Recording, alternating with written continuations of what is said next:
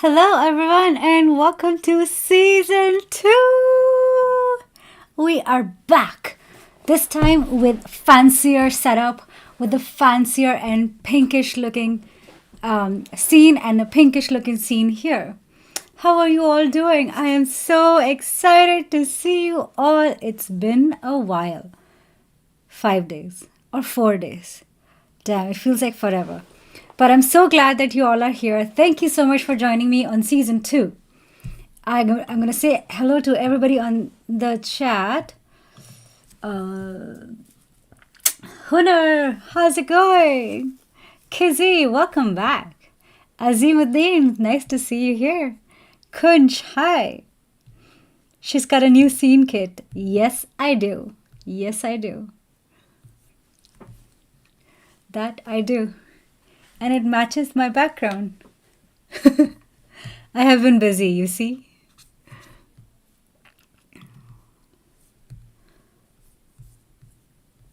Okay, first of all, where are you all joining me from? And what platform are you watching me on?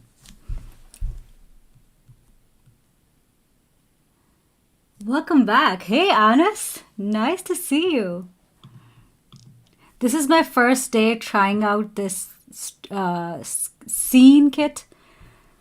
So if there's something doesn't look good, tell me. And it matches the dress too. It does. Abhay watching on YouTube. Hey, Abhay. Good to see you.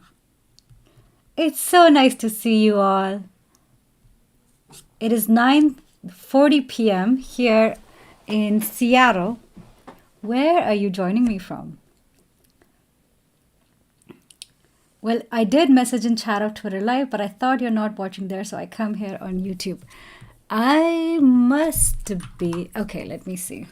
Oh, you're right. I'm actually not on the multi-stream tab. Thank you for reminding me. Yes, I do see it now. Let's react. We are going to react today. For those of you who are joining this live stream for the very first time, hello and welcome to this beautiful live stream where we build AI apps. If you are joining for the very first time, I just want to tell you that this is season 2 of building React apps, building AI apps in React, JavaScript. Oh my God, the stack has gone crazy. React, JavaScript, Tailwind, CSS, Node.js, Express, Convex, Directus, OpenAI, what else? Tanstack Router. We have been using a lot in season 1. In season 1, we focused on creating an app that could integrate with OpenAI, use it to create embeddings. But in this season, we're going to focus on creating a beautiful looking front-end application. We have been building a front-end application without giving much thought to what the front-end looks like, to refactoring code, best practices. So in this season, we're going to take a hobby project and make it such that we can open source it, but also make it production ready. That's what we're going to do. Actually, on that topic, I would love to know from chat, what do you work on? Do you work on React? Do you work on full stack, front end? What is your tech stack like? And meanwhile, I'm going to pop the chat up here as well.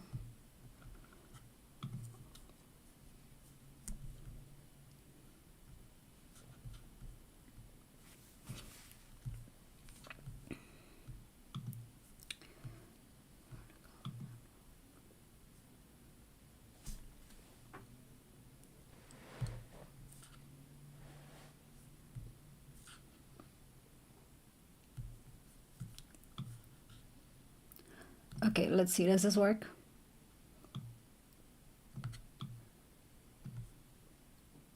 I feel like the text might be too small. Oh, that's better. Okay, learning React.js. Sweet. Oh,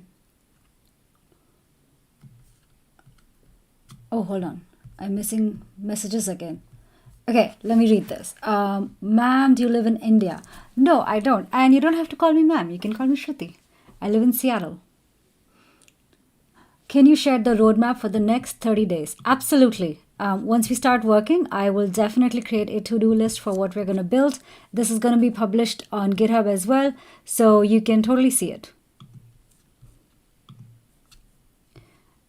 Okay. I watch your tech talks and big fan of that. Looking at you, I started speaking at a tech event today. Marks my first anniversary as tech speaker at JS Lovers. That is so exciting. Oh, I'm so proud of you, Abhay. Great job. What was your tech talk on? Can you please share the roadmap for the next 30 days? Learning React.js. Oh, awesome. What are you currently learning, Kunal? As of now. And what are you finding difficult? Is there anything that you're finding difficult, or are you finding it like pretty easy to learn? As of now, I also work on React, but looking to master full stack. Got it. By the way, I didn't get time to eat dinner, so I'm going to be eating on stream.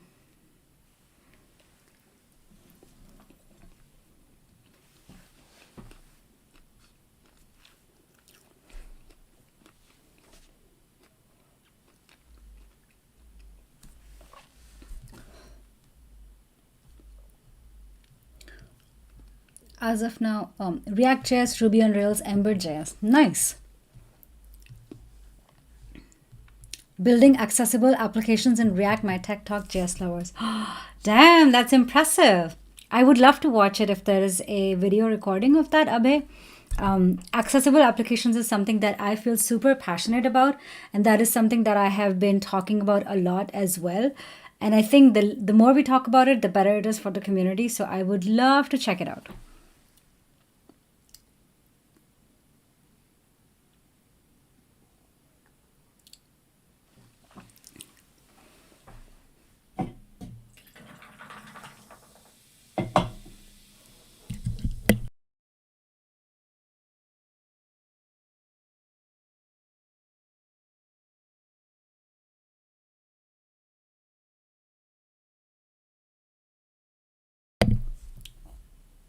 React and mostly Next for work. That's nice, Chandrasekhar.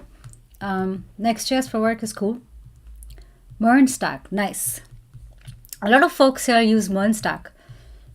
Actually, I have a poll for all of you. Hold on, can I do a poll here? Let's see. I think in YouTube I can do a poll. I can't. Okay, I have a poll for all of you, and this is just me trying to understand what kind of content you're looking for so I can better tailor to your needs. First question is, how long have you worked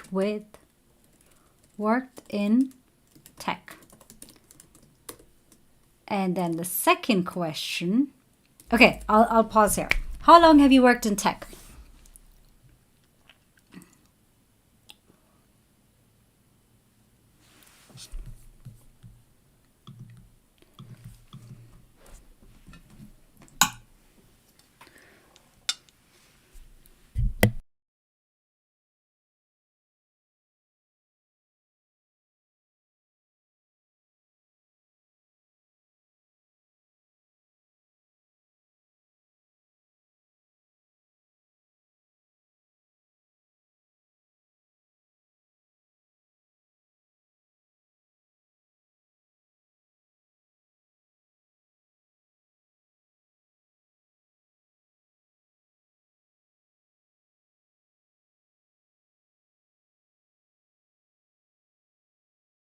So 2 years, 2 years, 1 year.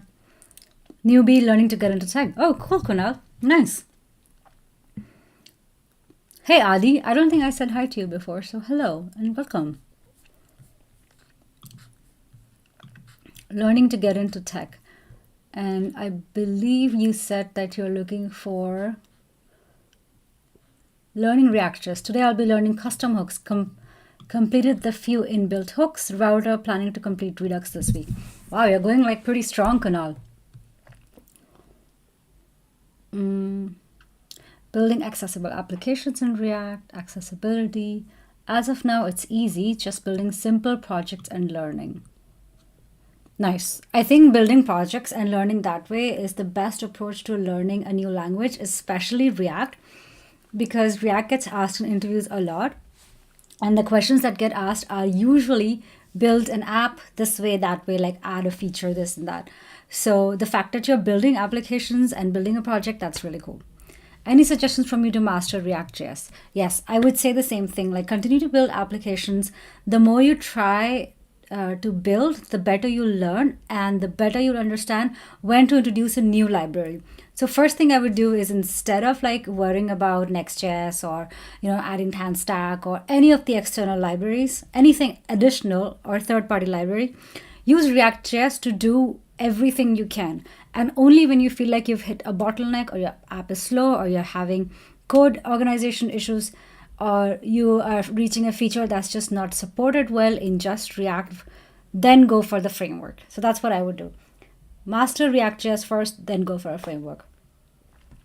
I also have a course where I talk about this a lot on O'Reilly, and that is a great kind of course to understand how to build a React application, how to build a working application.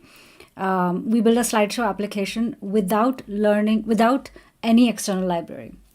I'll share the link here as well.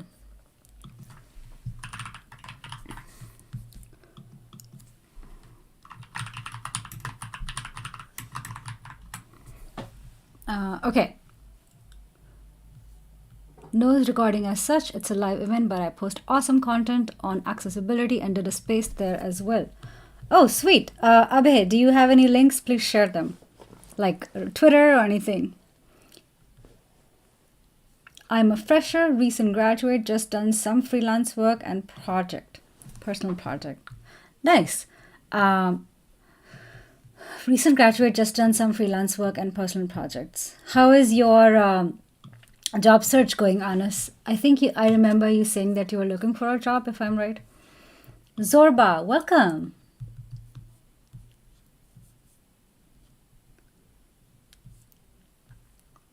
It's interesting that this chat is like indented like that. I don't know why that is. Okay, cool. All right, so the second question for you, thank you for answering that question. The second question for you is,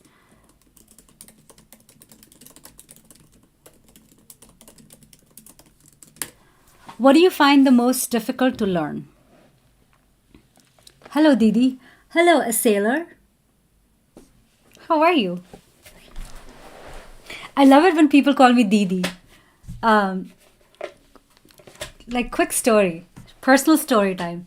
I have been an only child for 11 years, and I used to really, really want to have a sibling so bad. And for 11 years, I had no sibling, and it was my dream that I have a sibling who would call me Didi.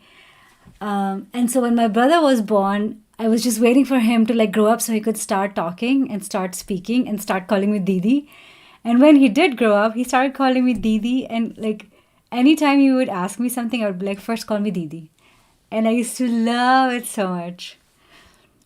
And now he doesn't call me Didi because he's too old now, apparently. So I love it when people call me Didi. So thank you. Okay, next question for you is, what do you find the most difficult to learn? What I'm looking to understand is, if it's React, what in React are you finding it difficult to learn? If it is JavaScript, what about it are you finding difficult to learn? And you don't have to be embarrassed about anything you say. This is a safe space here, and there are no judgments. Whatever you say is valuable for me to understand what kind of content I should make next. I want to make sure that I make content that you find helpful. So tell me, what is that you find difficult to understand? I don't have any sisters, so call thee to everyone whom I feel that bond. Aw, thank you. All the best for your talk at Epic Web Conference. Thank you, Sailor. Are you going to be joining? Where are you? Didi, which keyboard you're using? I am using... Hi, Hashmi. I think I'm seeing you for the first time here. I am using a Keychron K2. I will show you. That's the keyboard I use. I love this keyboard because it makes so much noise, clickety clackety, and it is a mechanical keyboard. So I love the feedback it gives, but also it's a great tool. So it's okay if I call you Didi, as you are like my elder sister. Is it okay if I call you Didi? Absolutely. I will be your Shruti Didi. Shannon Bunch. Hey Shannon, how's it going? Working with state in React and other hooks. Yeah, working with state in React is kind of like that, um, like the essential thing of React. Like you need to have it, but there isn't a lot of guidance on how to move from using usestate to like adding a new library. Like what point do you decide it's time to upgrade to a library or it's time to make it into a context? I think that comes with skill and practice and experience, to be honest. Like the moment you realize that you are using this state, you're passing down a lot of component props, you're passing down a lot of data around to your components, and you need to use one state from another component, that is a pretty good indication that you need to have a new library. Advanced concepts like performance. Oh, I love that. Performance is actually one of my biggest topics to learn and talk about. And I think it doesn't get talked about enough, especially in React. And one of the things that I found with performance is that if you have React Profiler, if you know how to use React Profiler, just like read it and understand which components are slow, and understand where the bottlenecks are, and understand which components are taking long to render. Just being able to understand the data that's displayed in React Profiler helps a lot. Use reducer and use memo hook. How to handle state at scalable level. You know what? I think I'm going to make a video on this. How to handle state at scalable level, because it is such an important topic and there isn't a lot of content on there. Yash Vyas, when are you going to start? We should actually get started. Let's start in 2 minutes. And are you going to make production grade apps? Yes. So, welcome everybody. I know a few more people joined since I started talking. So I'm going to explain what we're going to do in the next 30 days. In February, this is our February challenge. We're going to build a production level UI application. We have built an app. It's called, it's a real estate app. It's a real estate app. So far, we've built the OpenAI integration. Now, in the next 30 days, we're going to beautify the app. We're going to scale the app. We're going to add libraries to the app so that it is a production-ready app. And this is exactly how we would do at work. We'll create a POC, proof of concept. It is probably shitty looking. It doesn't have the best UI. Designer hasn't even given us designs yet. But what we do is we make sure that the application's functionality works, which is working for us. And then we start to make it pretty. We start to optimize it. We start to add external libraries if we need to. We understand where the performance glitches are. We make the UI, the UX feel better with pagination and scrolling features and transitions. And so that's what we're going to do in this next 30 days. And I think it's going to be really, really exciting because front end is my jam. I'm in Houston. Most probably, I think I won't be able to make it up. Honor, watching you while I stream. Oh, hey, that's awesome. Didn't want to announce right off so it doesn't take the limelight from you. Hey, no problem. We can share the light. I feel difficulty in remembering stuff, especially when we have so much stuff like fundamentals. And I am with you, a sailor. Remembering stuff is hard. My technique for remembering stuff is to write down. I have to show you all the notes I have. Okay. Wow. I have like all these notes here, okay, here, one more, and here. So I have trouble remembering stuff as well. And my trick is to write down. I do the same with like learning front end, like something new. I was just on season 1, I was reading up about what's new in front end. And so if I write it down, I'll remember it. But if I don't, if I am just reading, I tend to forget. So my secret has been to write as you learn And when you're writing, like literally writing or even typing, okay, typing is fine too. When you're typing, you tend to remember things more. When you're writing, you tend to remember things more. So that's what I would give you. Okay, I think we can get started, folks. It's 27 minutes, just enough time for us to blabber. Use Anki spaced repetition.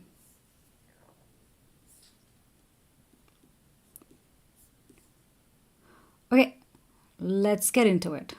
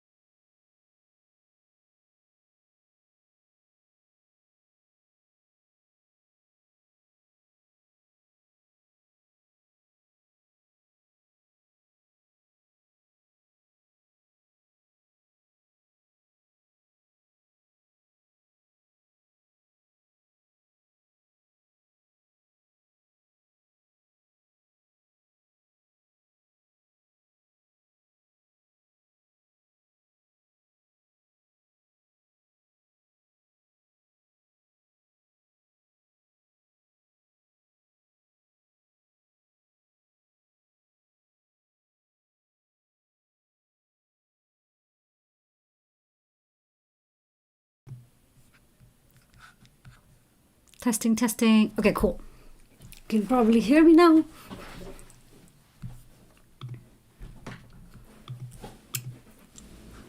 I'm gonna move my chat, all right?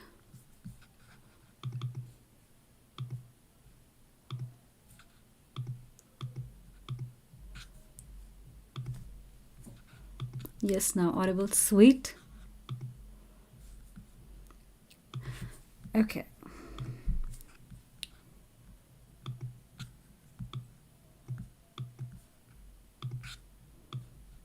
All right, how about we keep this here so y'all can see what I'm sharing.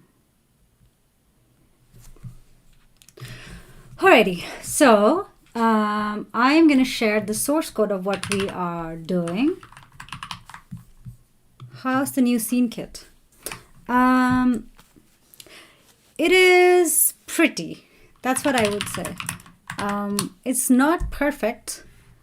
I feel like I really need to make my own because I'm not able to find anything that fits all the needs I have. So, yeah, I think I should just make my own. I'm gonna eat dinner while we talk. Okay. What is this nonsense? Okay. GitHub Learning AI. All right. I'm gonna run my servers.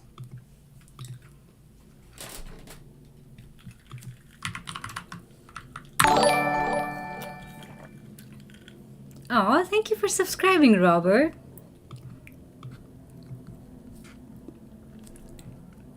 Give me the requirements. I can probably create one. Ooh, Hunar, thank you. I will share that with you in Discord.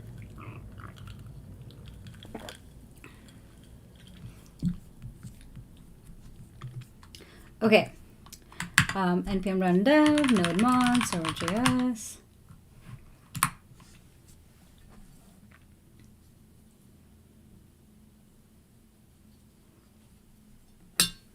And convex. So I'll also do a demo for those of you.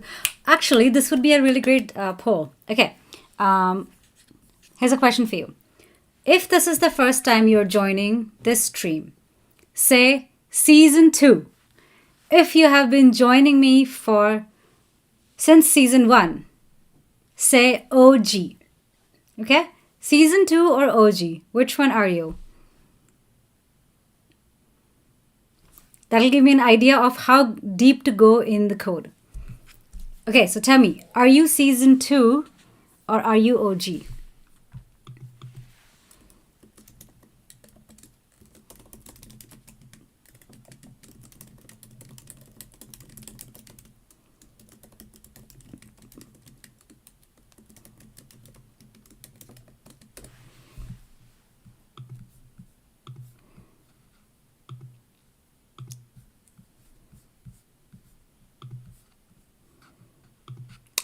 Okay, Aditya season 2, Jay Shah season 2, Chinmay OG. Aw, thank you. Hunar Gangsta. Heck yeah, gangsta. I know you. I know you. I got you.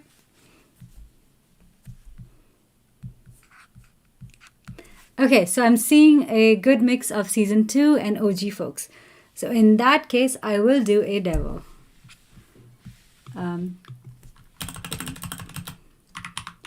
Convex dev.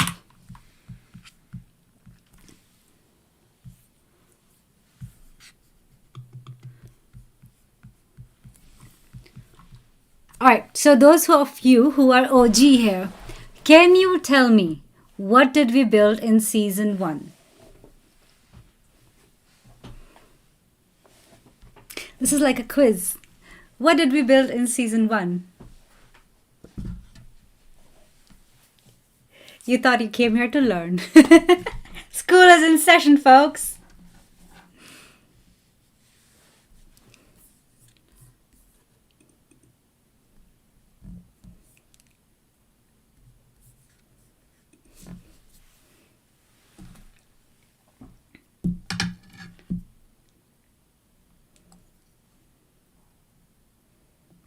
Oh, we forgot to have music. I was like, why is it so quiet? A broken CSS file set. Are we having jokes now?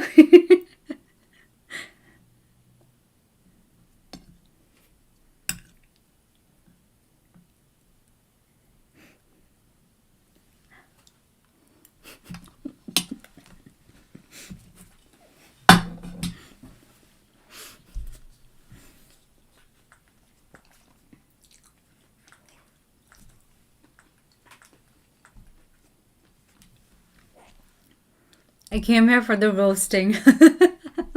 Keep it coming. I love it.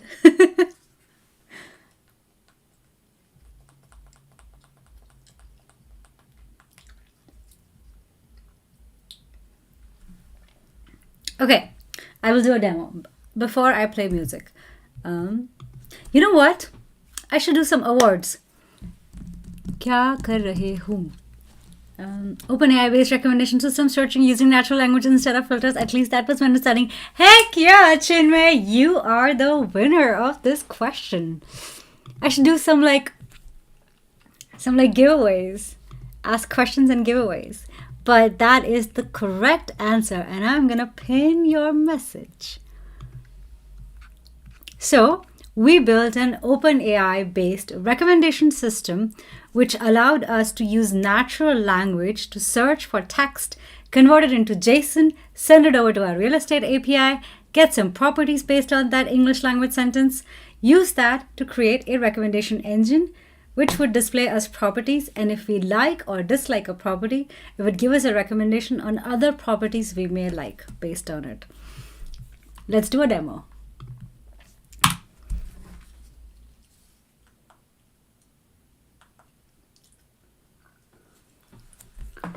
Now, as I'm doing this demo, I would like you to let me know what improvements can you suggest in this app. And if you think this is perfect, then I would say thank you. I don't think it's perfect, but I would love to know what suggestions can you make to make this app look better. All right, so here is our app, all right? Zoomed in quite a bit.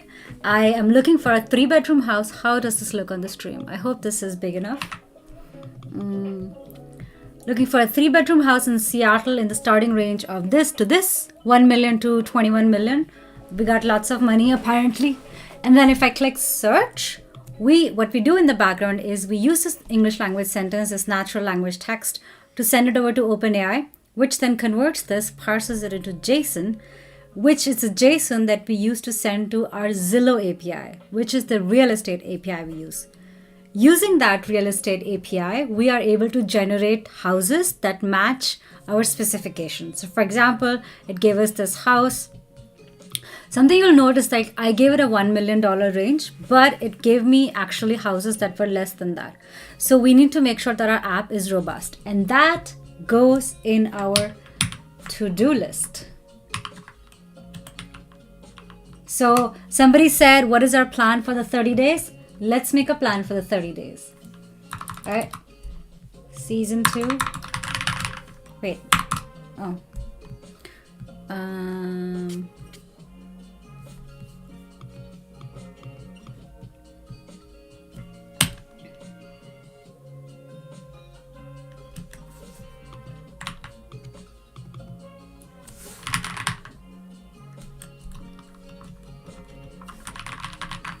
Oh, this is weird.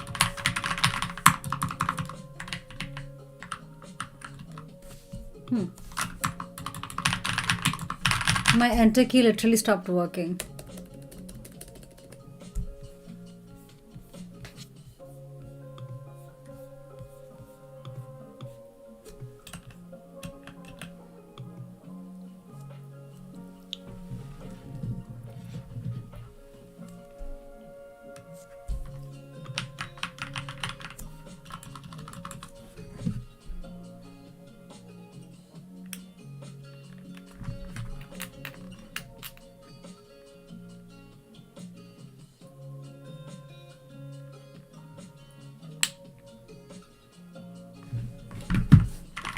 My keyboard literally died. See, I'm trying to type enter. Nothing's happening. Weird. This is just that file. Oh, weird. Oh, it's just that file. Huh. Okay. If I add this. Weird. Oh, there it is. Season 2, February. Okay, let's make a plan. So this is what we want to do. First, I'm going to say bug fixes.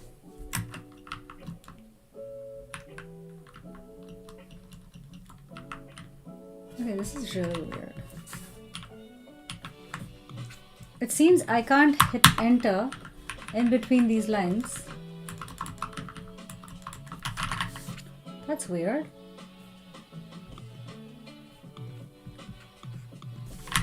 Huh.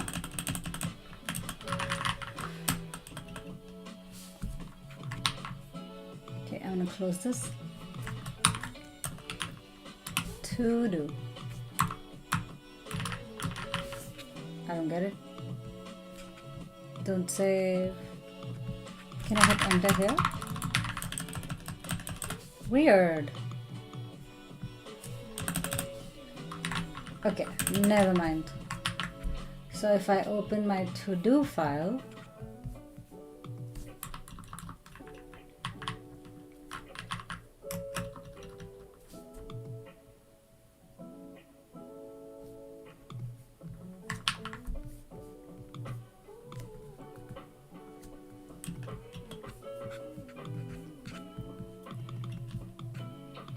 okay, we'll just live with that.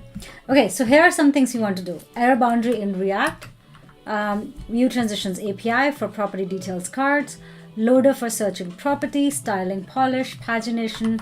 We can open all of this in GitHub.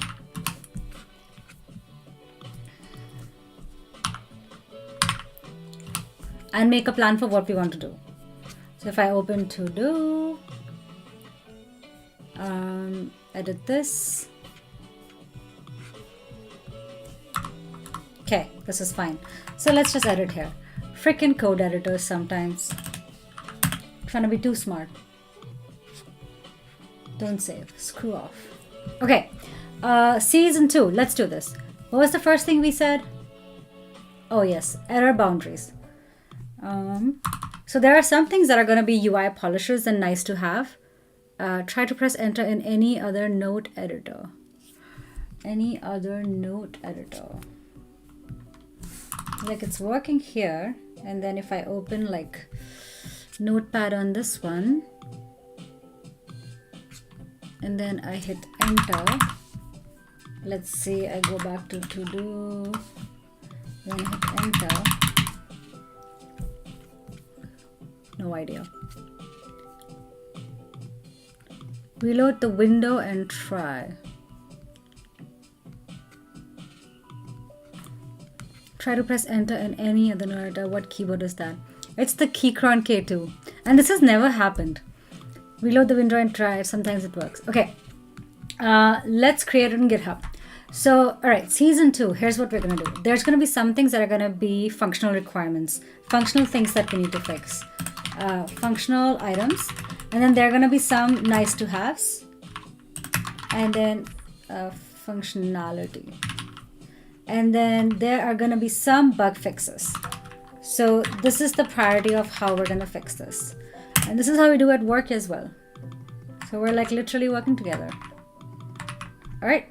Once you make a POC, you would want to go back into it and like fix some of the things. So that's what we're going to do. All right. So let's do a kind of a walkthrough of this app and write down everything that comes to our mind. Okay. And for you guys, if you think of a suggestion, please feel free to put it in the chat. We may not have time to do it. We may have time to do it, but we'll do it anyway. And if you want to try out this on your own computer, I will share the link as well, which I think I shared here. So I'm going to pin this and you can try it out on your own computer if you want to, if you're following along with me.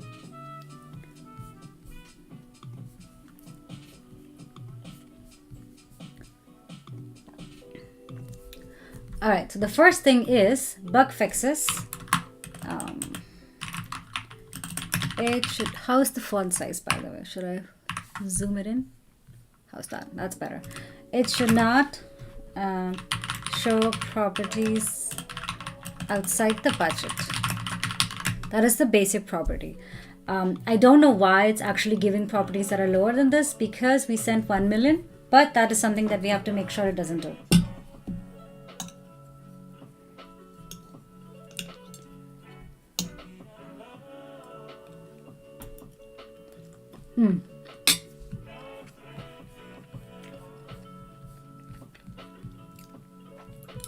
Okay, functionality items. One thing that you will see is that there are so many properties on this page, and that is not good for the UI. That is not good for performance. So for functionality wise, we need to implement pagination, which basically means that only load like 20 properties and then more and then more. So we would either implement pagination or we would implement lazy loading.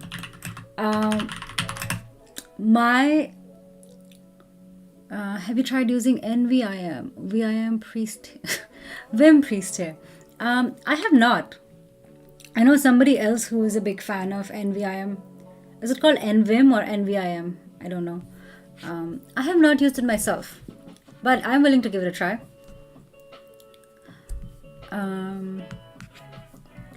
Okay, so I already know how to implement pagination, but what I don't know is infinite scrolling. For loading more properties. Give me a quick show of hands to see who would like to see pagination implemented. So would you like to see pagination or would you like to see infinite scrolling? So we're building this plan as we're going.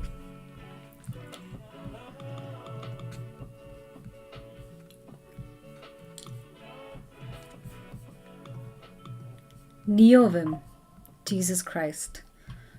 And Vim is a shorthand. Oh, okay. All right. Before we move on, folks, this is a supportive chat. So I know you are just joking around, but it might be perceived as not a joke. So please be mindful of your language. It is NeoVim. Got it. Oh, let's look it up. NeoVim.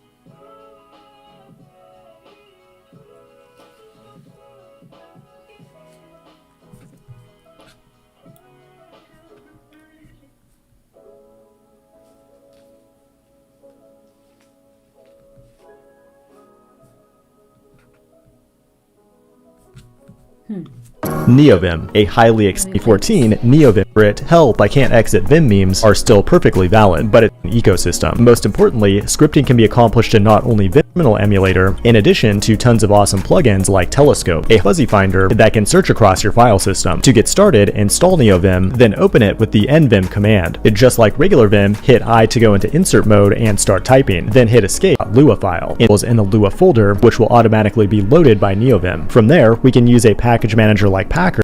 Okay, later. Thanks for sharing that. I will look it up later. I was about to say infinite scrolling. Yeah, I think that's a more interesting one, isn't it?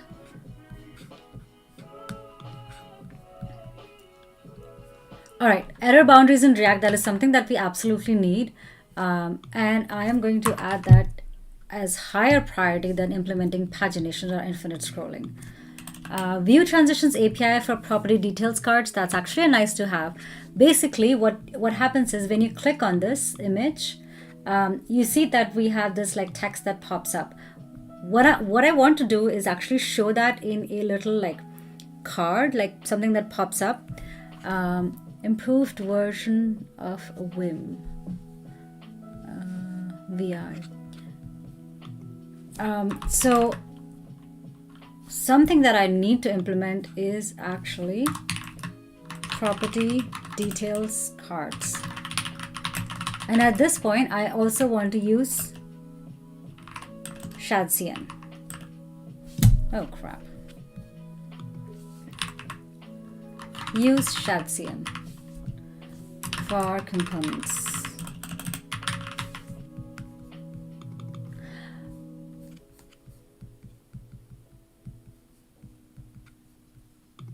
I hate infinite scrolling, bane of accessibility. Actually, we have implemented infinite scrolling at Slack and made it accessible. It's complicated to implement, but it's not impossible.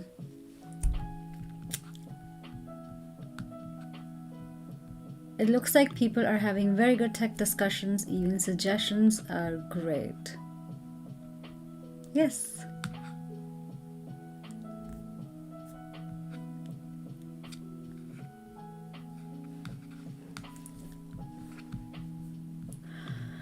All right, pagination, shadcn, implement routes. I don't know if we need to, but I'm going to put it down here.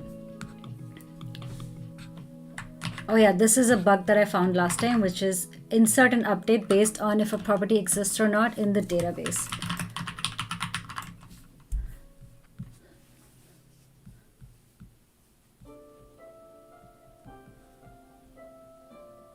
Should implement multiple type of filters and sort by.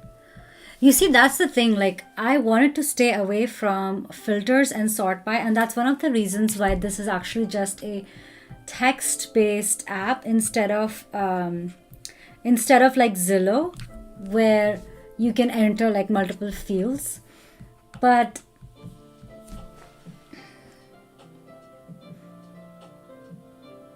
I'm curious how we can add a filter without making it heavily filter dependent like Zillow.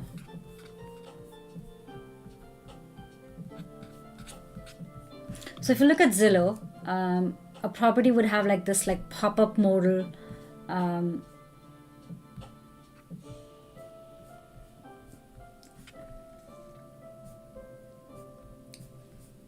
a lot of data.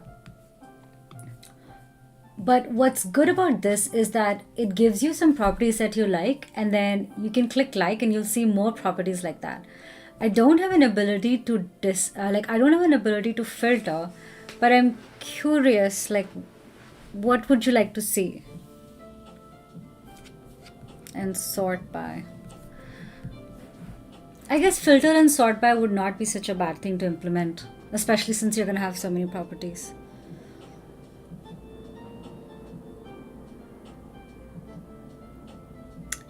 Hello ma'am, share a full-fledged roadmap of becoming full-stack dev in this year to grab a job or internship.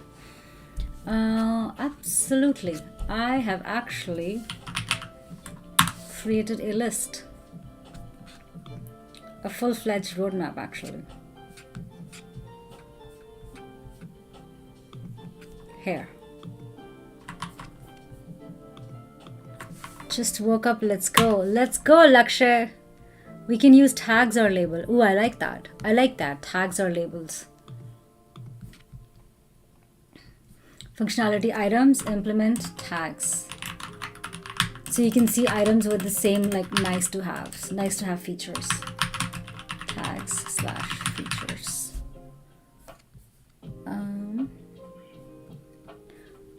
I have been working on an Next.js project. Frontend seems to be fine, though it felt pretty restrictive. But God, I hate using TypeScript, JavaScript for backend. Do you think Go for backend would be a nice option without completely mastering TypeScript, JavaScript?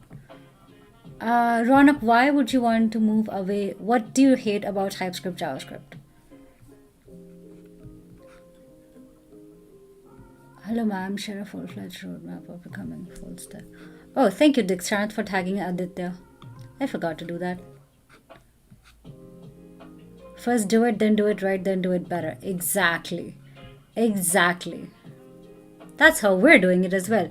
Let's do it, let's make it work, then do it right, then optimize it. Actually, that's how we do work at Slack as well. First, make a POC, make it work, and then once it's done, make it right, make it pretty, make it beautiful, use all the best practices, and then optimize it. Make it performant.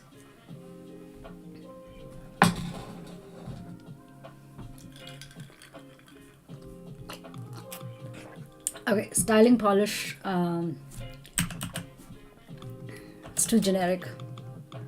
All right, move, and then there are some other like tech stack improvements, which is move to TypeScript, which I don't have yet right now. Tags based on priority of preference. Consider I'm keen to look for a specific layout. I rank it 1, 2, and 3. This is something that one of the viewers suggested, and I really like it. Basically, the idea is that you can rank properties, like rank preferences. Right now, you can like a property, and then you'll get like suggested properties. But you can also rank, and that was a suggestion that they gave, which is based on priority of preference. Considering I'm keen to look for a specific layout, I'd rank it first, second, third, and fourth. So ranking, I think that would be really cool. Okay, there are some basic functionality that this doesn't have right now, and I'm going to add that in like basic functionality, or maybe missing functionality, because this is not. Yeah. Wait, what happened? What am I doing? Okay.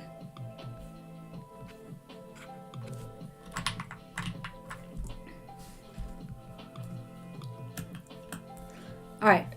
Then I'm going to say that MVP should have MVP items should have show recommendation properties. Because we still don't do that. Like if you like, we don't actually show you that. It's just in the console. And we also want to implement the property details cards, which we haven't implemented yet. Property details cards. And then link picture to Zillow. Why not? Link picture to Zillow.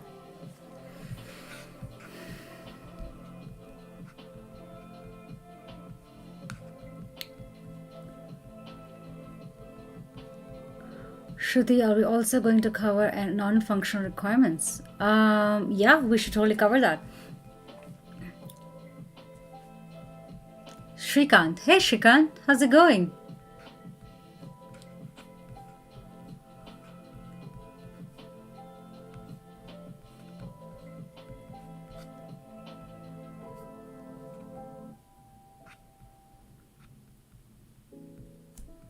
Surprise, my Tailwind CSS PR does not have any merge conflicts since I created it, considering you added a few commits. I think that's possible because I haven't been adding any styles or even components actually. I've just been building the LLM part. Where is it? Learning AI. Oh wow. King Goes Gaming. What else should I say? Tailwind CSS v4. Damn! Oh, damn, that's something we wanted to write. Functionality items, tech stack improvements. Move to Tailwind CSS v4. Okay, Tailwind v, import Tailwind, app CSS, output CSS, Tailwind config, v config. Yeah, none of these files actually changed, so that's why. Thank you for sending this pull request, Honar. I'm gonna look at this later. Alrighty, so why don't we start ranking? Everything is fine as I joined your stream. Aw, Shrikant, that's so sweet. Code. Wait, what? I've used Java, CPP, so I feel... CPP is such a weird name. So I feel more comfortable using a compiled language. TypeScript, type safety feels like a delusion. Knowing full well I could just ask my ESLint to stop complaining and write error-prone code.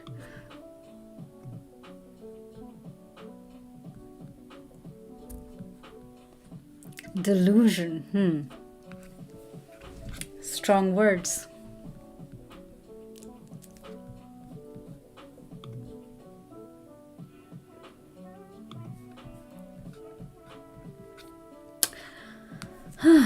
Okay, why don't we rank this? I think the MVP items are extremely important to implement. Implement, is this the right implement? How do you spell implement? Implement. Is that the right spelling? Implement? Why does it feel wrong? It feels wrong. It is right, apparently. Weird. Okay, let's rank them. Show recommendation properties in the UI. That is absolutely important. Implement property details card, also important. Link picture to Zillow, not as important. Actually, I'm gonna move this to nice to haves. We probably won't even get to nice to haves. Well, we don't know. We don't know. And then what is this? Nice to have.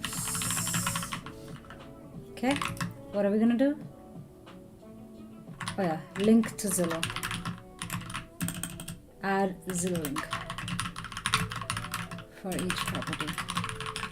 Okay. Bug fixes, it should not show properties outside the budget. Insert update. This is an extremely high priority bug, which is insert update on based on whether a property exists or not in the database. Because we don't want to duplicate properties. Nice to have mobile first approach. Ooh, that is smart.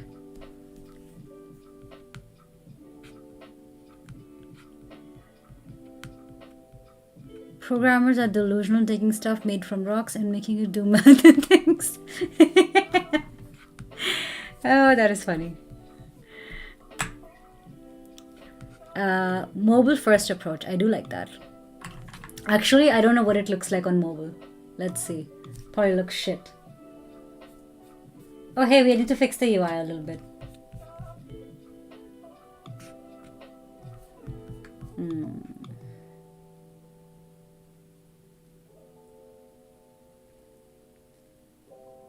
We didn't even talk about like improvements like server-side rendering. We could probably do that. And then improve data fetching, since we're only doing, I think we're just doing it in use effect or click. We're just doing it in click. So improve data fetching, and more, maybe we should do that before any of this other stuff. Implement routes, implement tags, features, ranking preferences, view transitions, API, loader for searching properties. I'm going to move loader for searching properties into this, and then I'm going to make, I think that's pretty good. And then also pagination and infinite scrolling should be in the MVP items, implementing routes, implementing tags, ranking preferences, That is all fine. Insert update. I think that's fine. Okay, let's save this. That is our plan. All right. Season 2, that's what we're going to do. I'm going to clean this up a bit.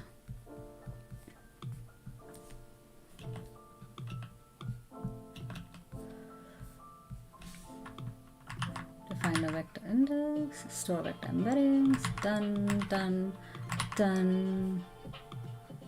Torso, pros, cons, how to do embeddings, January 22nd, day off. I'm gonna remove these. Done.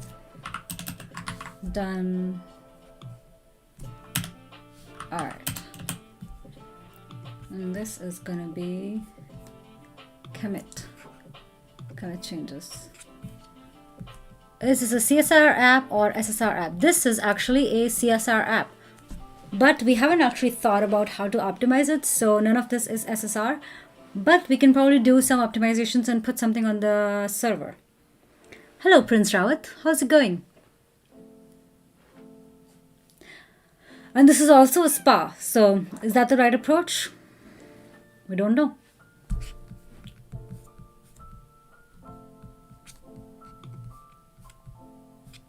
Okay, why does this look like this? And do I need this? Preview?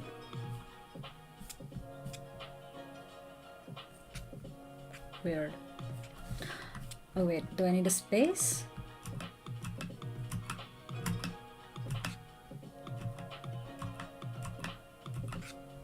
Preview? No idea.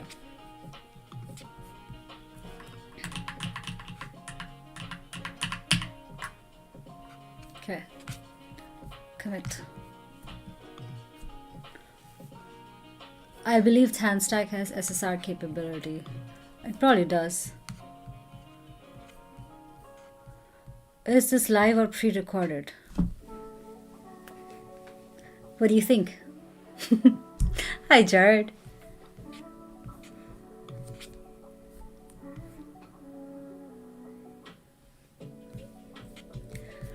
Alrighty, let's get going. What time is it? 12:36. Okay. Let's do one task today, okay? Because we don't have time to do a lot, but we'll do one task. What should we pick?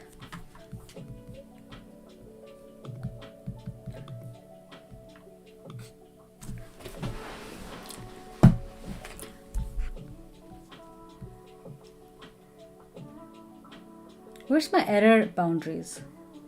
Server-side rendering, improve data fetching, implement routes, bug fixes, MVP items, nice to haves. I think something got removed. Okay, I'm gonna close this. I'm gonna go back to localhost. Oh wait, localhost is here. Bring localhost back to here. Close this and then git pull.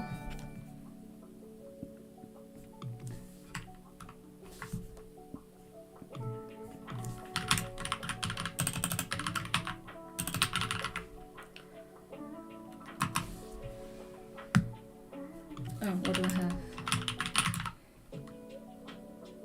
Oh yeah. Git commit.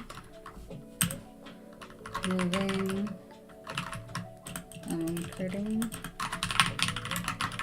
Nice to have. Git push. Clearly pre-recorded. Deep creator. Hi Tejas. Thank you for following. Hi Pawan, how's it going?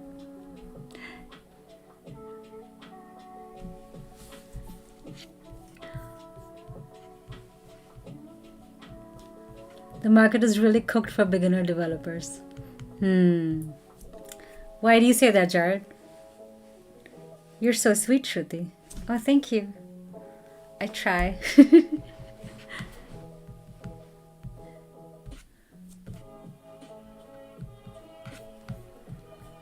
Alrighty, what? What do you want? Git push. Oh. Right. Git pull. Okay, merge conflicts. Oh yeah, error boundary in React. I need that. Frickin' hell! This... Oh shit, okay. Get rid of this. Cut. I literally have to cut it. Cut. Cut. Okay. Command X. Command X. When you can't delete, you have to Command X. Command X. Command X. Alright? Implement tags features, ranking preferences, view transitions API. I think I already did this. Nice to haves. Command X. Alright. Save. Hopefully no more merge conflicts. Cool. Git add. Git commit. Creating. Oh, I'm just merging.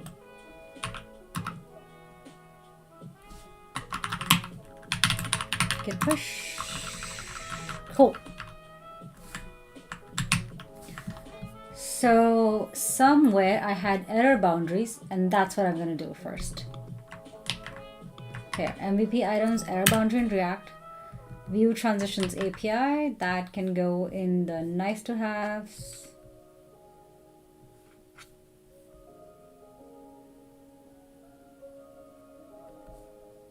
Yeah, it looks very stupid now. Okay, let's get started. So first thing I'm going to do is I'm going to add error boundaries because this app completely crashes if something is broken. Like if I do like this and if I hit search, what happens?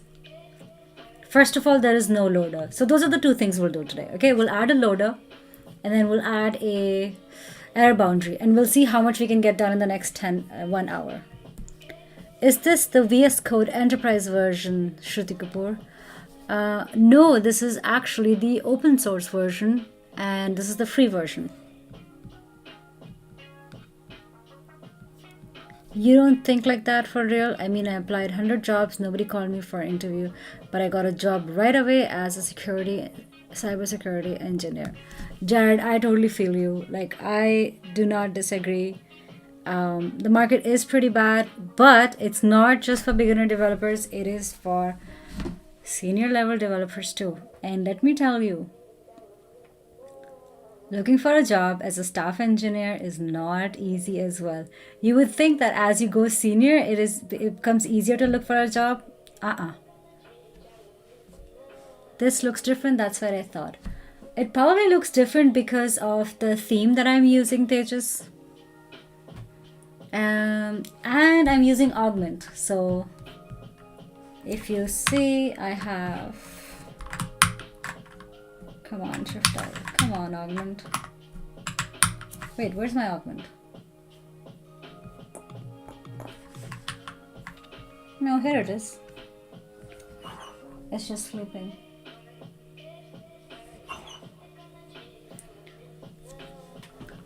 Bro, really, even for seniors? Yeah, bro. And I'm a staff level engineer. Okay, my Augment is sleeping. Just like my dog. So we're gonna close it because I don't have time. All right, so we're gonna do loader and we're gonna do a error boundary, okay, in the next 1 hour. So let's get going. Somebody put some Pomodoro. Where I'm gonna put error boundaries. By the way, if you don't know what error boundaries are, I'll show you. Let me open app.jsx. What's happening? App.jsx. How's the font size, by the way?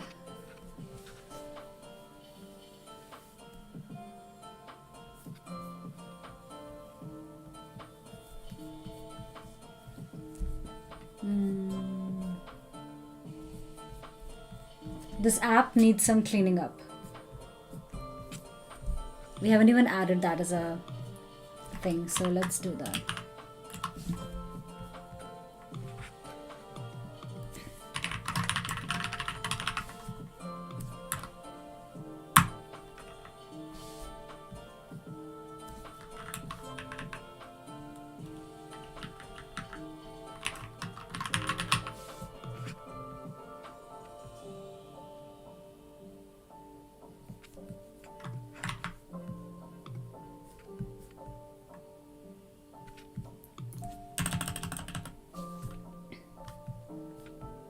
Okay, let me show you what error boundaries are in case you're unfamiliar.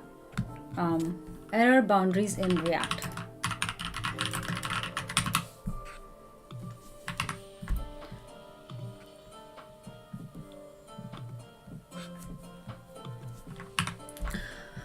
Let me move this here. Okay, so let's go to the top. Class component.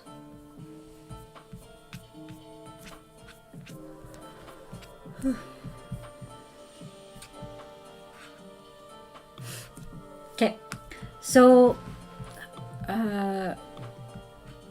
by default, if your application throws an error during rendering, React will remove its UI from the screen.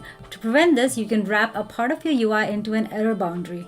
An error boundary is a special component that lets you display some fallback UI instead of the part that crashed. For example, an error message. To implement an error boundary, you need to provide static get stripe date from error, which lets you update state in response to an error and display an error message to the user. You can also optionally implement component catch, blah, blah, blah. So basically what error boundary is that if you provide error boundary like this, any error that happens in profile component gets taken care by error boundary, and it prevents from the entire app from crashing.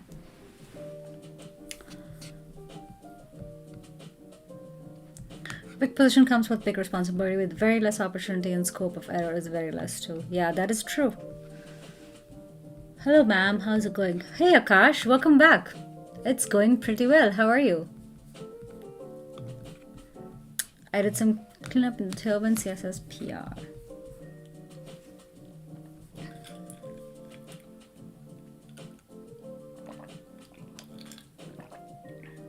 Wait. There's currently no way to write an error boundary as a function component? Wait, what?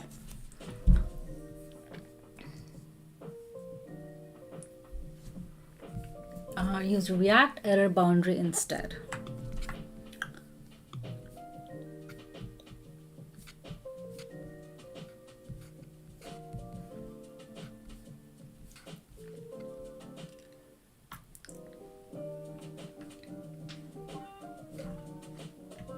Oh, it comes from React error boundary.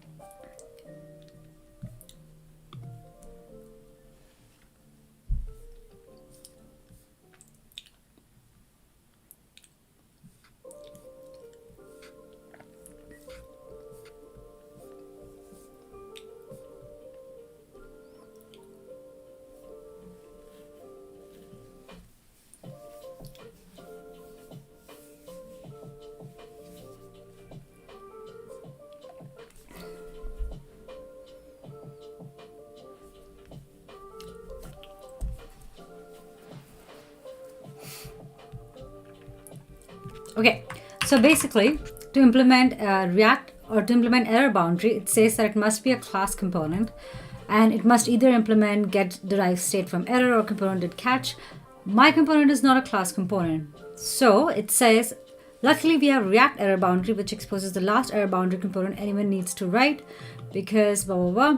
So let's add React error boundary, and that's what I need to do. So I'm going to do that. I wonder, still we've used to class components, install from function components.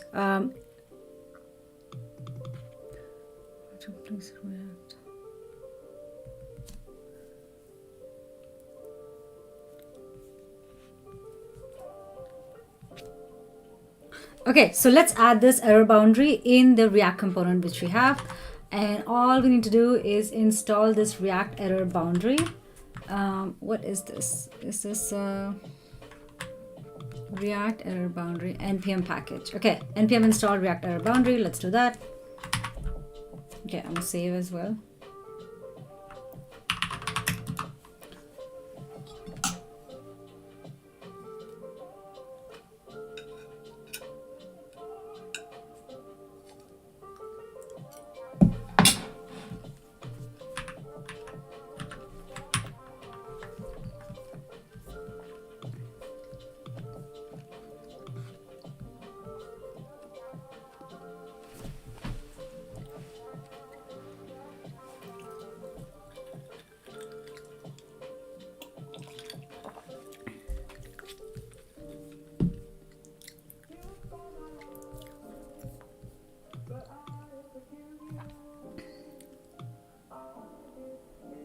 Let's make this smaller. Okay. So what is a good place to add this error boundary? You can't just, I mean, you could just add it at the top of the app and just call it a day. But when an error happens, typically you would want to show some part of the app, and then capture that error in a smaller part. So in our app, we have this looking for a 3-bedroom house in Seattle, blah, blah, blah. And then when we click search, we have this like fetch calls happening, and then we have all this stuff happening. There is a possibility that something could break at this point in this search, in this like render list components. So this is where we're going to catch this error. Do you think we should use React plugin to cater the error boundaries instead? Shouldn't we create our own class component? No. Because all of our app is functional components. So we should not mix class components with functional components. So it's better to use something that is for a functional component. Oh, and Kenzie Dodds wrote on this. That's cool.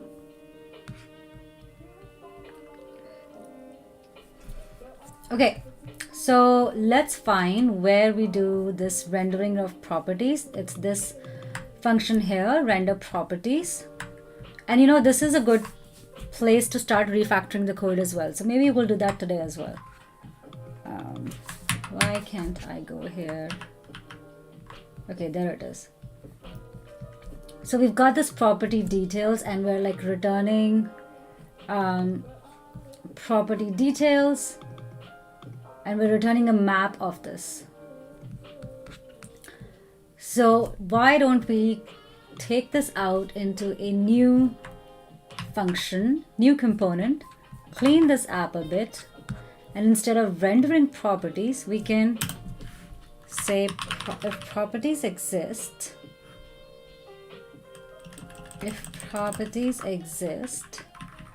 then show, we already have an if statement here, then show properties list. Okay, and then the properties, we can just pass it down. All right, and then we have to create this component called properties list. Let's go ahead and create this component. In my Explorer. Now there is a lot that can be improved here. If you look on the right side, how big is this? Can I zoom in? Can't zoom into the sidebar, can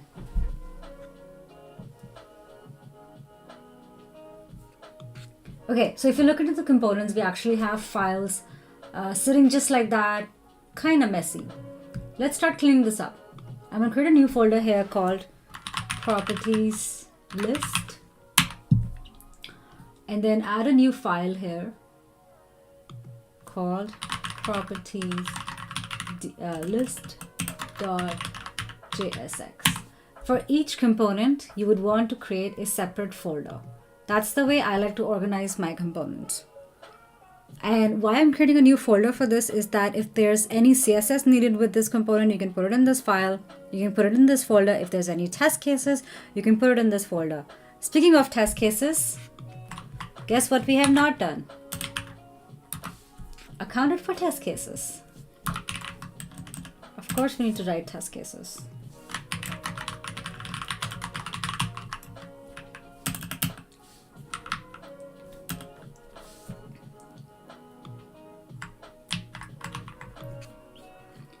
All right, where are we? Property details, right? No, property list. Properties list. And then whatever we copied from here. Oh shit. I think I removed all of that. Let me go ahead and undo that. There. Command X. Const. Why is augment not running? What's your problem, bro? Come on. Help me out here. I don't want to be doing everything myself.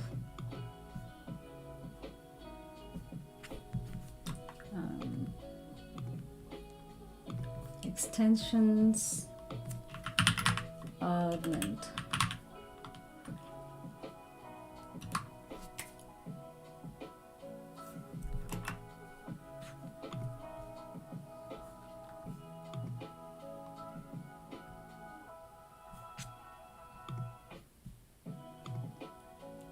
Okay, disable, enable.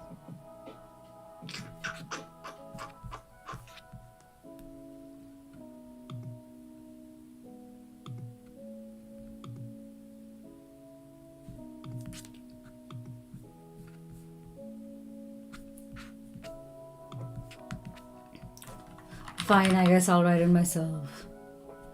Properties list equals this is this. X for default, properties list, paste, okay? And then in the return function, we just want to render properties. And then we are also accepting properties from here. We probably need to import React or something. Doesn't look like it. Okay, we just need property details. So property details, command X, move that here, there.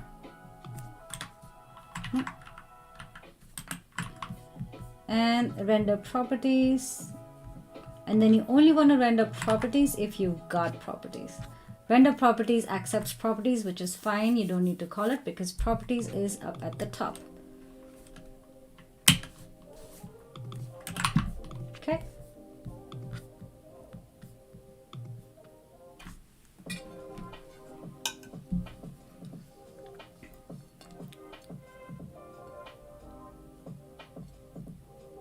Please increase streaming quality.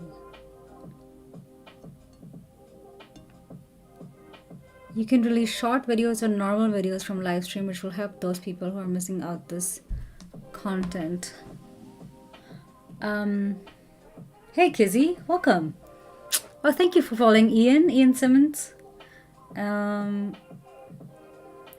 Akash, I have been thinking of releasing like small highlights from the streams as kind of like short clips.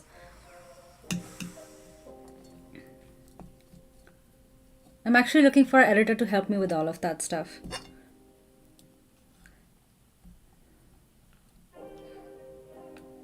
Because editing itself is a lot.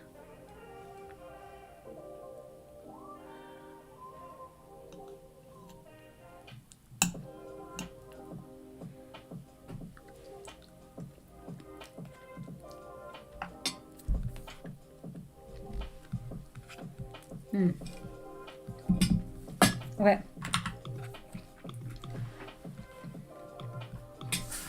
Does this even work?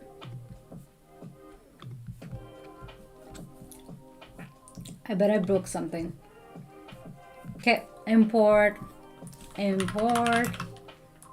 properties list,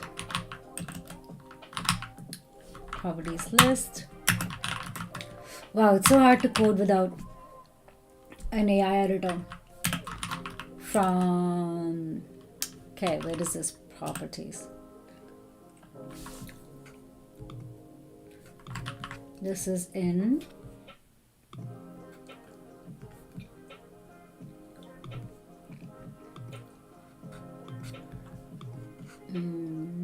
components. Where am I? I'm in the home page. So source, components, properties list, properties list.jsx. Export default. Export default. Okay. Probably broke some stuff. From source. From source? Oh, is this in source? Oh, it isn't source. Okay. How about that? Fail to resolve property details from source, property list, properties list. Oh, right. It's here. Properties list. Okay, gotta move some new components here. New folder. Properties details. Property details.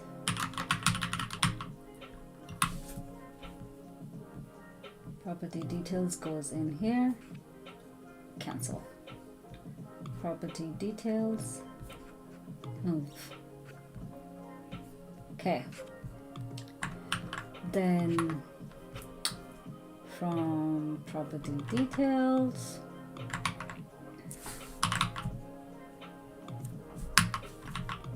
how's that? Nice to have features from components. I think that is in property details. All right, new folder.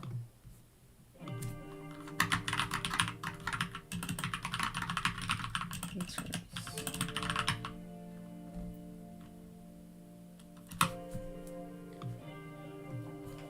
Move. Alrighty, now property details. Nice to have features from, oh, already did it for me, didn't it?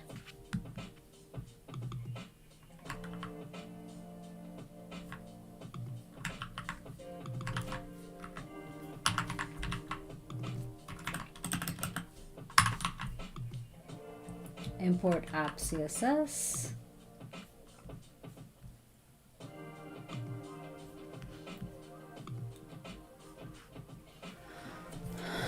Whoa, Ishrit, hey! What are we doing today? I like the new look of the stream. The chat is in bit of a screen on the side would be better. Have you tried Super Maven extension? I can put this chat here. And make it small.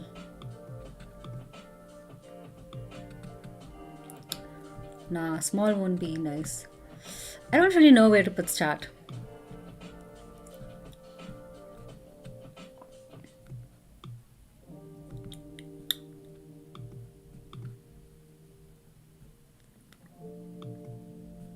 Maybe I make it smaller.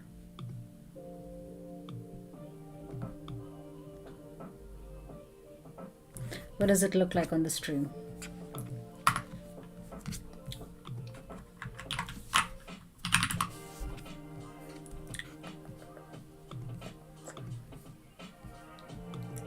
It's smaller. Oh, it's kind of small, isn't it?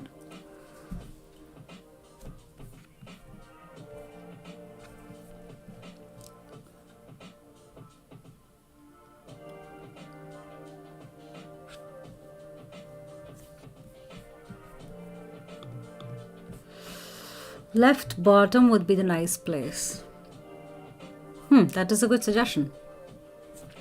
Why not? Derp derp. Derp derp.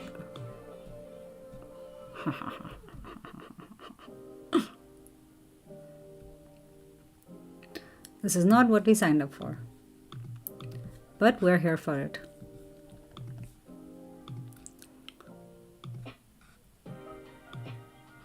Hold on.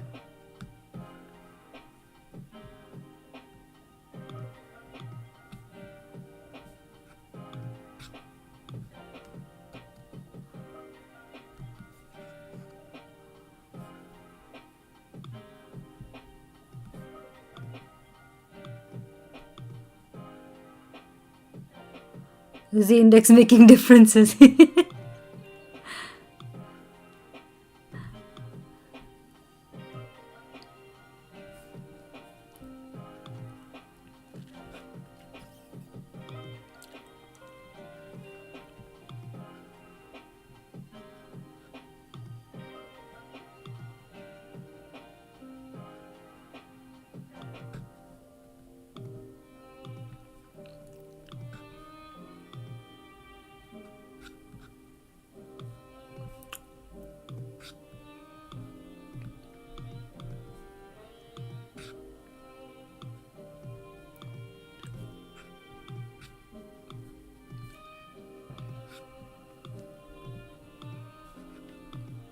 I'm regretting my decision of changing everything midstream.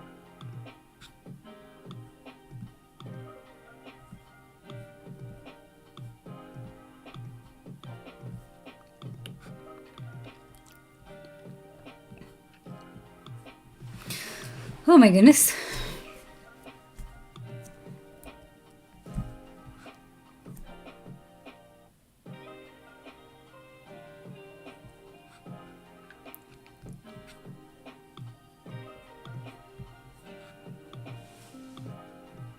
We need display set to grid for the stream overlay. As best positioning since absolute is very hard to use. I didn't even bother writing the CSS for it. What happened? What happened is that I just switched over for a second. What happened is that I'm trying to move some items and I'm regretting my life decisions. How long will this live session last? I'm here for 30 more minutes, Dikshant. Okay, you know what? I can't. I gotta get to coding. I don't have time for this. I'm gonna move the chat back to its position.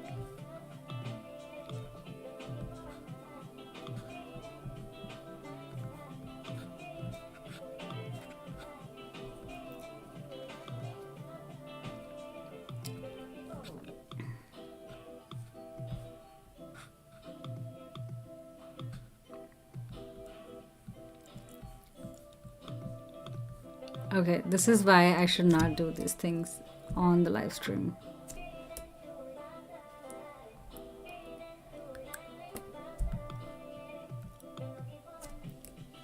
Let AI fix the overlay after the stream. If only I knew which AI tool. Look at that, it's so painful. It's like slowly moving. Okay, bro, come on.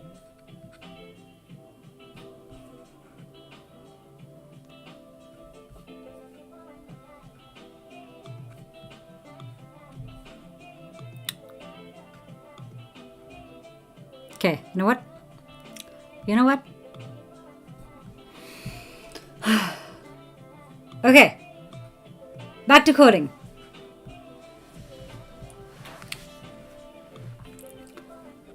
Tejas, bye-bye. Bye, Tejas. Okay, then I'll be absorbing new things for next 30 minutes. Then we'll start our day. All right, let's do this. This AIS call doesn't exist yet. Okay, let's get back to it. Because we don't have so much time. All right, let's back to it. Where is our VS Code? There it is. Alrighty. So then I'm going to make properties list, property details. Where did we start? What did we want to do? We wanted to add a loader and we wanted to have error boundaries.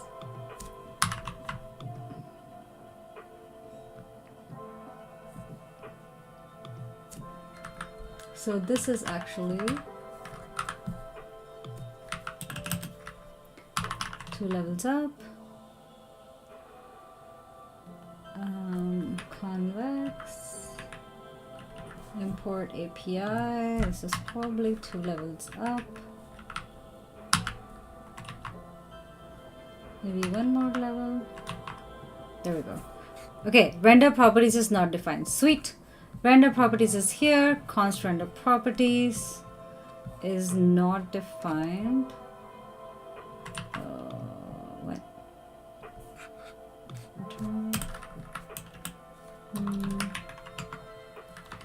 Render. Oh, div. Render properties. Div. And then this is coming from where? Error boundaries. Add JSX. Oh, render properties. Okay. Get rid of this. Add properties list, which we have already imported. Properties list. and then properties is equal to properties.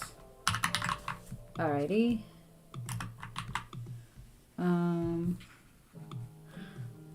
Where this is coming from?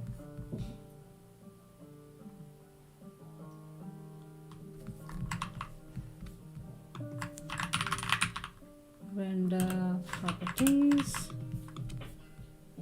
Okay. Alrighty. Fill search. Okay, so that part is working.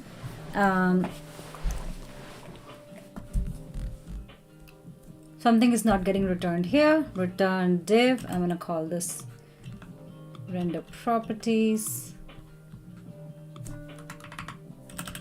Oh, I probably need to pass in the prop. Objects are not valid as React child. Objects.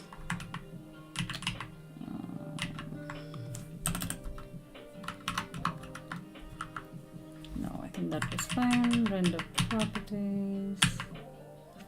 Div. Okay, fill search. Probably need to open console log. Probably need to pass properties. Okay, what is the error?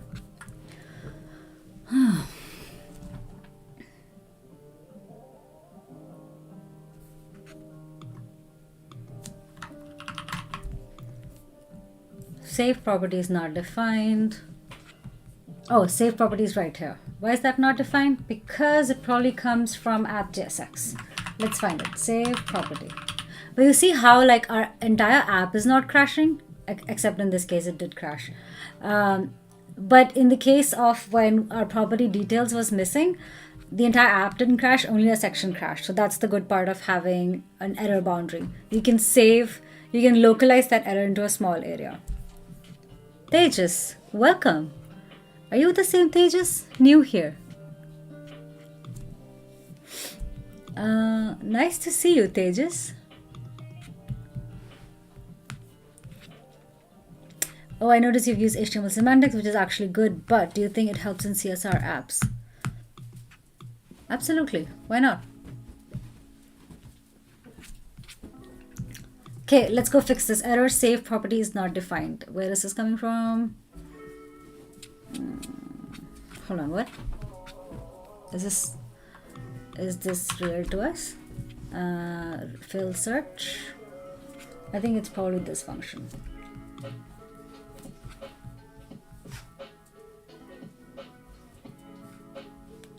Whoa. Harsh properties has an error.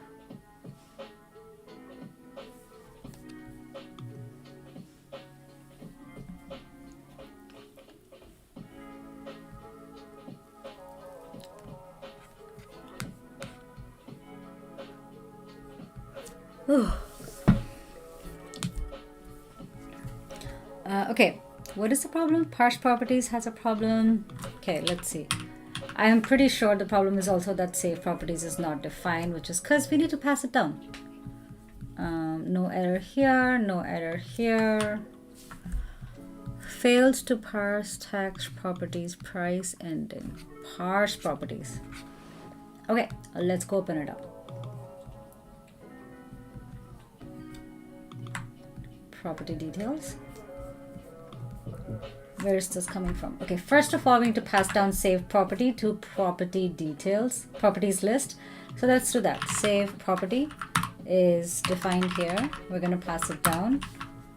Actually, first, let's evaluate, should we pass it down or should we move the function into properties list?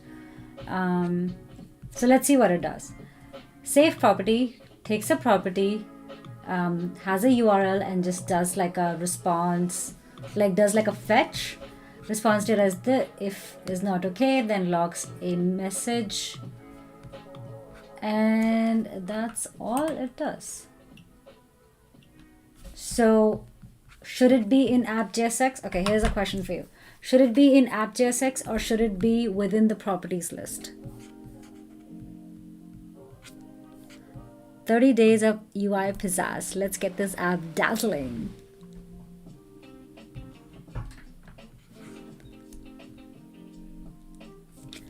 Okay, so what do you think? Should we keep save property within app.jsx, or should we move it in properties list, which is where we are calling save property, and send it down to property details?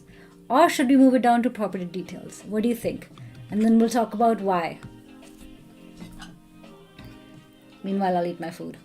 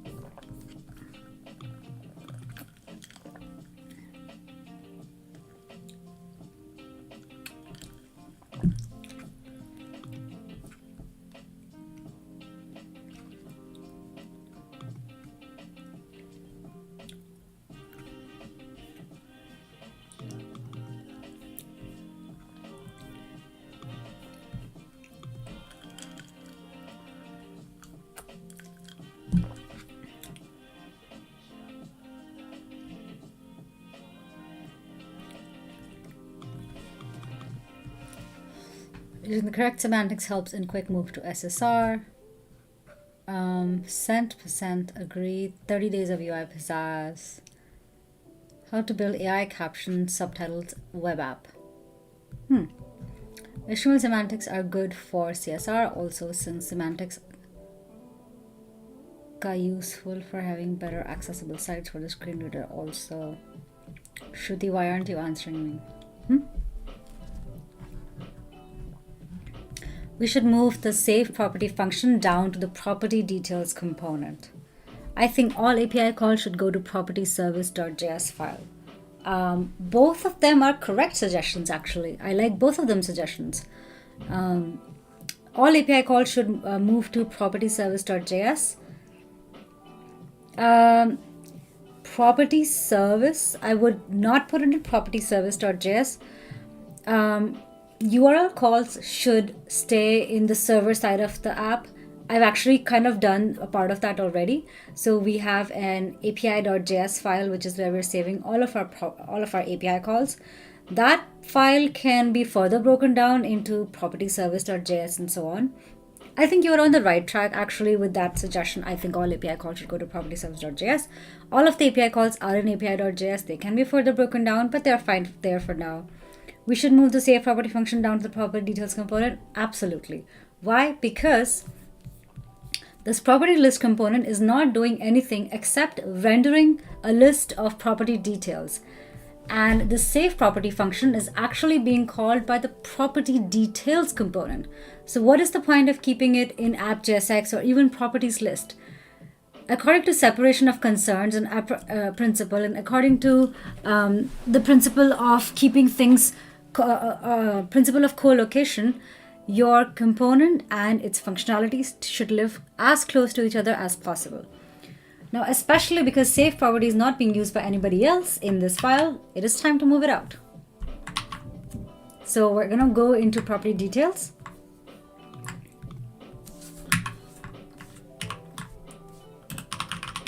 Property details. And you see there's already a function here called fetch details. This is kind of the same deal. So we're gonna create a file here called, function here called save property, and then this save property then gets used by this function. We don't need to send it down from anybody else because now this function is independent. Save property. Okay. I just need to move it before these functions, so I'm going to do that.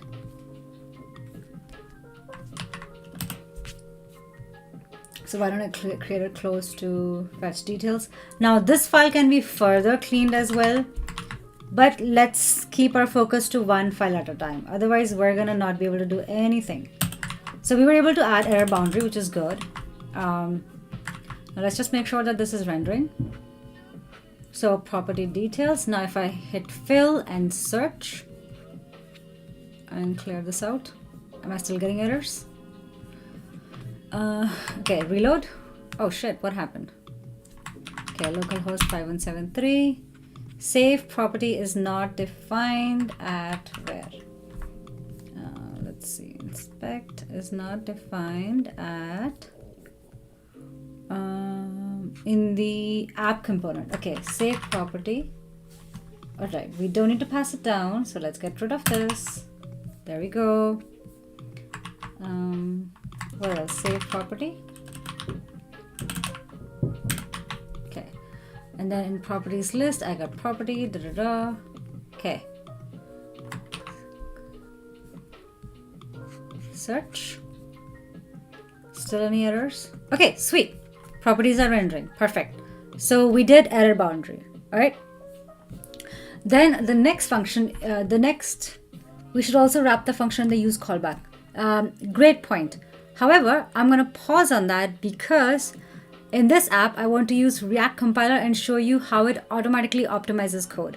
So typically in our non-React 19 app, we would wrap this with like a use callback.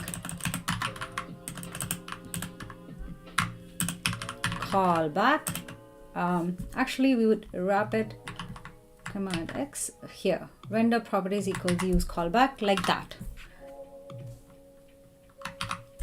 But in this file, I'm not going to do that because I want to show you how to use React compiler. Oh wait, I haven't even added that in the to-do file. MVP items. I'm going to add it here. React compiler. Okay, cool. All right, next step is to add a loader. We already did the error boundary. Now let's add a loader. How much time do we have? 8 minutes. Let's go. How do we add a loader? Does anybody know how to add a loader? Any ideas on how we should approach this?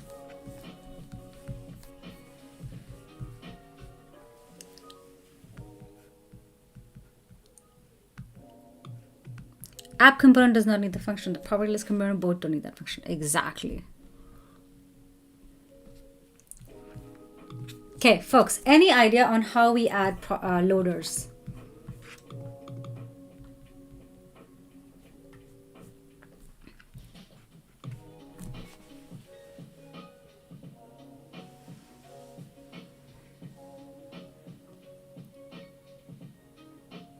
Export const loader equals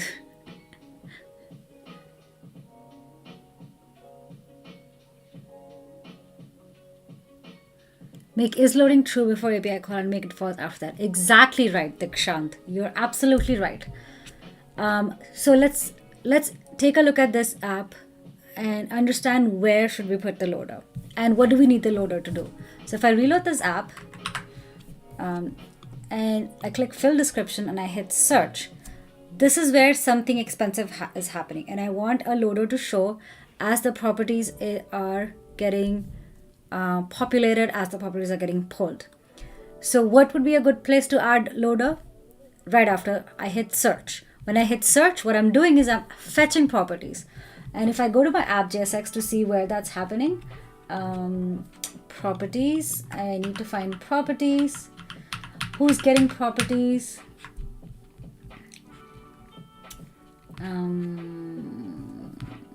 Handle submit. Okay, this is where we kind of like hit the search button, and that's when we start doing some stuff. Now what's happening in the background is not only are we calling properties from Zillow, we are also using this time to parse this natural language text into JSON. So we're doing two things. We're parsing into JSON, something could break there, and then we're using that JSON to send it over to Zillow, and something could break there. We could use the suspense component of the React to show that we slowed it. Yes, we could totally do that. But I'm going to show you one way to do without suspense. And then tomorrow maybe we will add suspense to it. But today I'm going to show you without suspense. So what would be a place to add a loader? Typically, you would like to add it wherever you're doing the heavy operation, wherever you think it's going to take the highest amount of time, right? Now, if you look at our app, then we've got the handle summit, we are bringing in description, we're calling parse properties. And then that's basically all we're doing in the front end. Now, there might be like other things that parse properties is doing, like parse properties is actually the one that is taking care of the heavy lifting of the parsing into JSON and then sending to Zillow. But we don't have to worry about that as front end developer, right? As for now, we don't have to worry about that from this components level, from the UI level. So what we can do is, and this is how we do loaders in React 18 and below. Okay.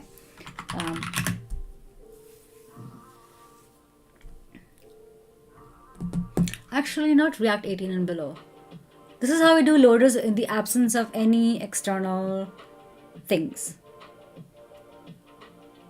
Which theme are you using? What do you mean? We can simplify the API calls also if we switch to React query. Yes, correct. However, I'm going to show you how to do this app without any third-party library so that you know when to start adding new libraries. Okay, it is very important that you learn React without the help of anything else so that you understand the fundamentals of React. And then as you start going in the application, you start adding more and more stuff as you need to. So correct suggestion, but we're going to hold on to that. All right, so here's how you can add a simple loader. All right, this is going to be very simple. So first you say we're going to use useState, and I'm going to set it to false. All right, and then I'm going to give it state variables of is loading / set is loading. All right, and then in my API call, I got this. This is when I actually prepare for the API call, right? Send data to parse properties. And at this point, I'm going to set is loading to true, right? And then when everything is good, if something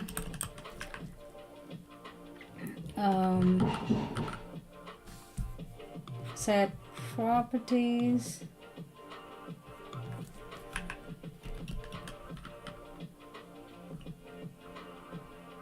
right. Once I've done that, I'm going to set is loading to false. And then in my properties here, I have here. So then properties is not defined until then. What you want to do is if there are no properties, which is if is loading is set to true, then you do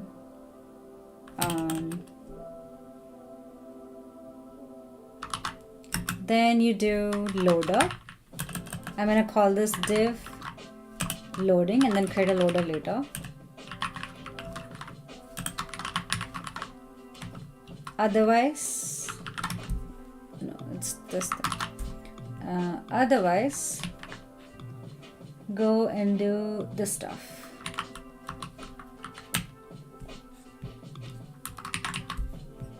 Okay, is loading.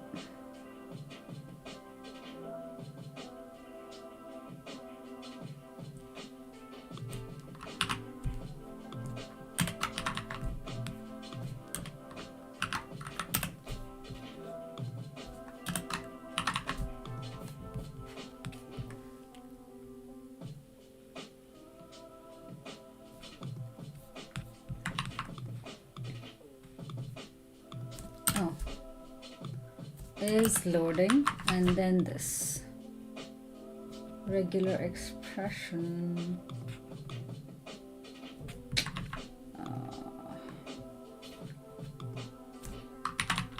Okay, so fill search loading. See, now it says loading, and once it's loaded, it now shows that simple loader. We should be using that there, not that. Yes, thank you.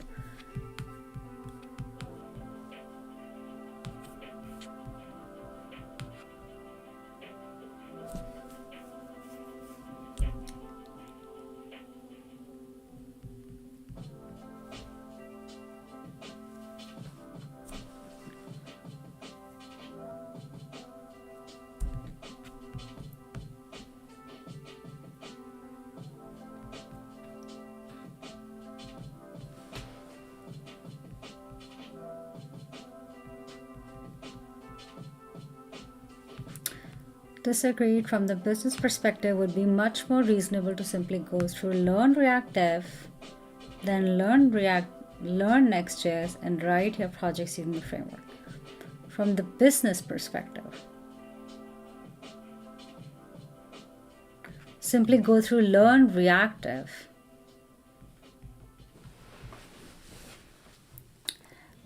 You can set loading to true in the try block and set loading false in finally block. What is happening here? Why is this red?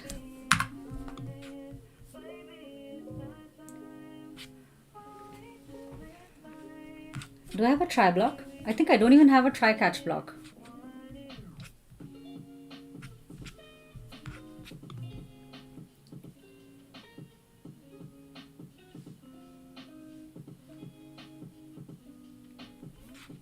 Why is this red?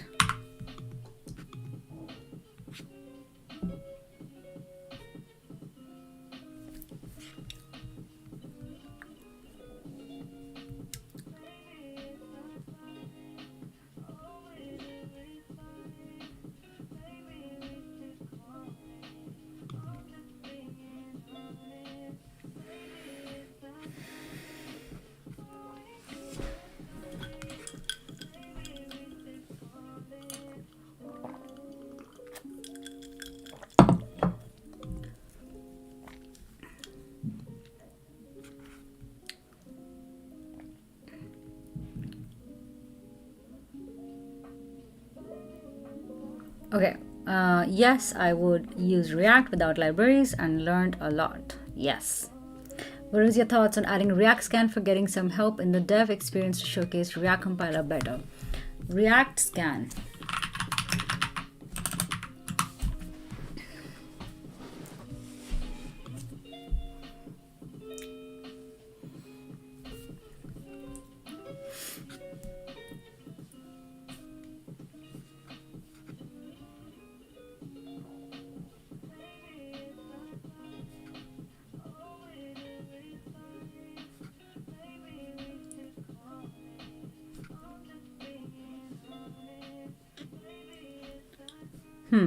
I have not used React Scan.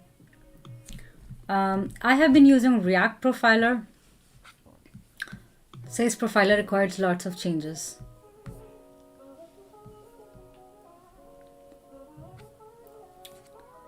But it seems like it's got good support.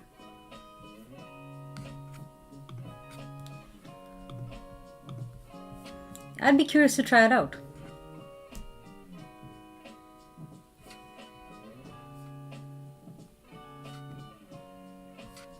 Okay, let's keep this in our backlog.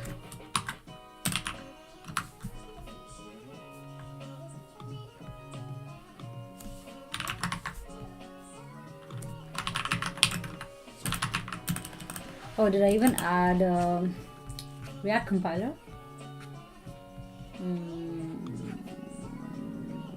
Functionality. Oh, okay, sweet. What is your thoughts on adding React Scan? Should add try catch and finally make is loading false? Yeah, I think that would be a good suggestion, Dikshant, adding try catch and finally. I don't think I have that right now, but I should add that. I think I have it in a different component, but I probably forgot to add it here. I should probably add that. We should be using question mark and not, oh yeah, definitely.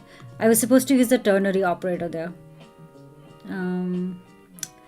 Disagreed. From the business perspective, would be much more reasonable to simply go through React and then learn Next.js and write your projects using the framework. I actually disagree with this statement because you should not introduce a framework until you need to. And you should learn and master the language or the library before adopting a new framework, because there's so many things that the framework does for you. And if you don't have basic understanding of React development, it's hard to know where the framework is doing its magic. Use question instead of, so many helpful tips here. Thank you for those. You can set loading to true in the try block and set loading to false. Hi Shruti, small query. Hi Inquisitive. Do you people really write HTML, CSS from scratch in your workplace? We don't. We actually hardly do. CSS, no. HTML, not at all. Asking this because there are UI boilerplate code generating tools or prototype designing softwares in market.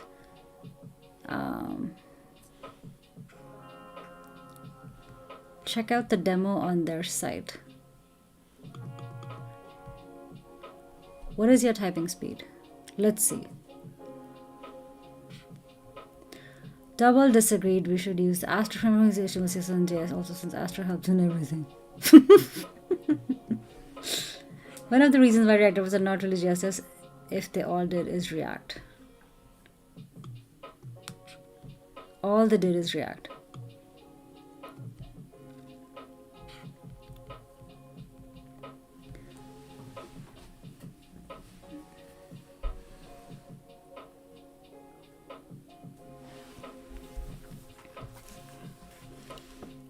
I think there's a lot of absolute statements in the chat, and I just want to tell people that there is no absolute thing. There is no one framework that's right for everything. There is no one language that's right for everything.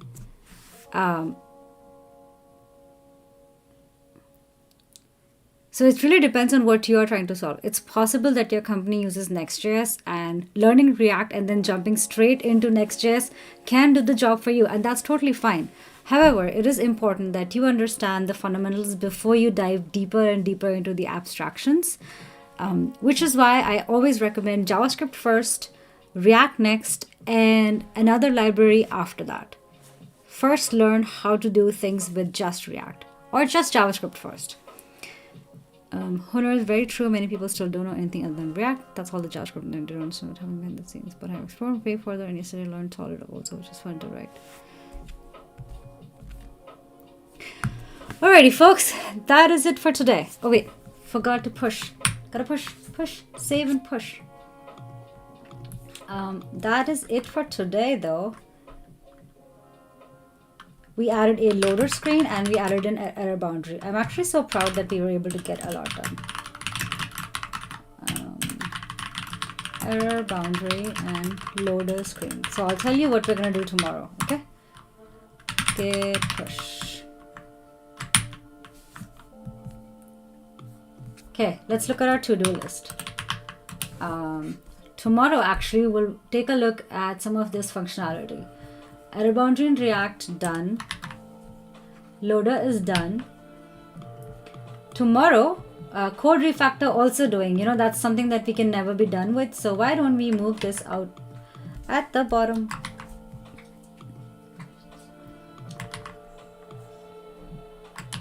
Okay. Show recommendation properties in the UI. That is what we're going to do tomorrow. Implement property details card. That is also something that we're going to do either tomorrow or day after, depending on how much we can get done. So if you're hoping to learn how to build a details card, like a pop-up card, come on down tomorrow. We are probably going to use ShadCN to do that. And if you don't know ShadCN, here's what it is.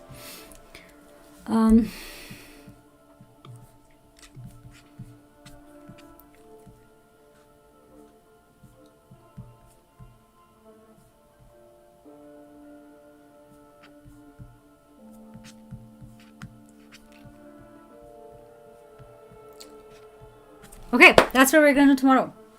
We're going to build some UI components and we're going to clean up this as we go, and we're going to build we have recommendation properties already, so we're going to show them and display them so that when you actually see some recommended properties. Thank you so much for joining me today, folks. I will see you tomorrow. 9:30 p.m. PST, same time. Okay, let me write that in the chat as well. 9:30 p.m. PST.